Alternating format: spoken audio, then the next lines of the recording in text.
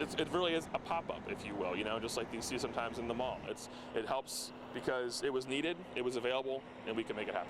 It's about 5 miles from the Port of Savannah, and no ships here, only trucks bringing containers to store here on property of Norfolk Southern Railroad. This pop-up container yard actually used to be a parking lot for Norfolk Southern and has been operating as that container yard for about 3 weeks, and it can hold up to 400 containers.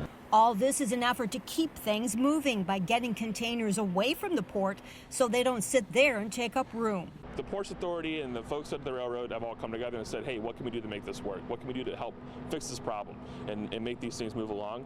Think of it like a parking garage. If there's 500 spots in a parking garage and there's 499 cars in there, how many cars can you put in?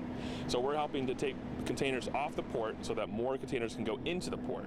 Some of those will come here, some of those will be trained up to Atlanta, some of those will be trucked around the state, wherever. It helps us keep things moving. Connor Spielmaker with Norfolk Southern Railroad says more containers are coming every day, some empty and some have product inside. So the full ones, a lot of the full ones that you see that are being moved to yards like this are things that would typically sit a little bit longer.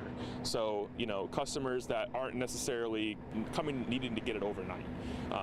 So they'll hang out until the customer is ready to come and get them. This yard isn't the only one being established by the Port Authority. So we've now established 4 yards just in Georgia, and we're looking to go beyond the state now as we work with other customers. As you can see, we stack them 5 by 5 pretty much, 29 containers per little unit of space. It's a big storage unit no one ever thought they would need a year ago, but one the Georgia Ports Authority says is really helping consumers now. Joanne Merrigan, WSAV News 3 on your side.